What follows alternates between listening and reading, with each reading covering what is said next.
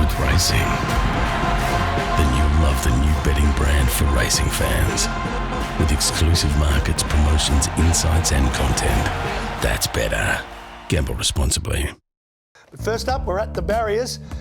And we want to talk about Flemington. We want to talk about the fact that crowds were down a little bit. It was good to have them back. They were down a little bit. The weather wasn't great. But wagering was up. That's always a good sign for racing. Wagering was very, very strong, wasn't it? Off the back of the COVID period when wagering boomed, because nobody else had anything else to do, Maddie.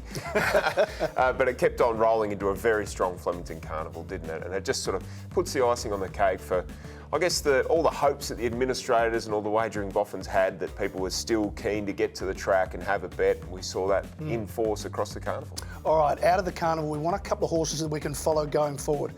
The obvious one, I think we both agree, what we saw on the last day at Flemington, is Soulcombe. Soulcombe was huge, wasn't he? That was a great win in that Queen's Cup.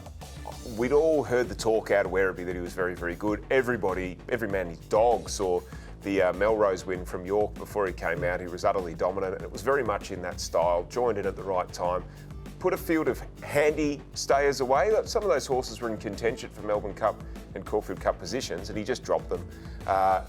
Chris Waller's got the benefit now of having qualified the horse for next year's Melbourne Cup, just to poke around with him and get into the race in good health. And I think joining Soulcombe at the top of the market for the Melbourne Cup is White Marlin. A similar sort of story, a horse that's come from overseas, was impressive winning over the distance. Yeah, very, very good horse. Look, for mine, he just probably needs to lower his head a little bit in running, gets his head up a little bit and wants to get on with it. Gay Waterhouse and Adrian Bott will have that challenge ahead of them just to get the horse to relax and probably do things at more of a stayer's pace. But when you're blasting fields out of the water by 5.5 lengths over 2,800, you're doing a fairly good job. I've heard you on radio a few times. You've got strong opinions about stayers in this country, haven't you? That you don't have to be that good to be a very successful stayer. Well, look at another horse that I want to follow into next season, Matty, Captain Envious.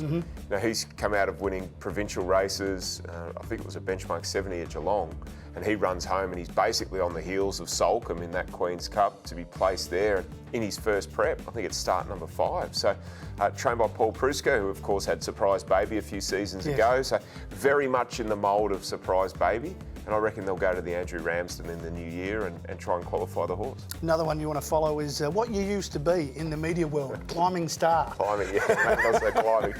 Sliding down the hill now. But Climbing Star, again, lightly raced horse in her first preparation to end up running group placings and to finish off on that final day with a really strong run.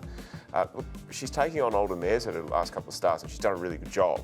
I think we're going to see her really elevate and probably emerge as that dominant 3-year-old filly miler, I think. I think there's some space there for a horse to come through. I think it might be Climbing Star in the autumn. Final one is one I want to follow. I think Graham Begg might have one in Magic Time. Oh, yeah. It was a really good win the last day of the carnival. Just had the 2 runs, won the first race quite easily over Marxist, who won by 5 lengths, and then Marxist come out and won the next race by 10. So I think Graham might have another one. Oh, absolutely. And what a great story. A smallish sort of stable, but Graham's an incredibly accomplished trainer in his own right. Couple of heartbreak moments during the carnival. Luna Flair missing a Caulfield Cup run, but gets the consolation prize, I guess, with a really nice filly in Magic Time. Yeah, definitely one to follow. And we talk about moving to the Cranbourne Cup and moving to the Hunter over at Newcastle. How did you find the meetings as far as looking at from a form perspective?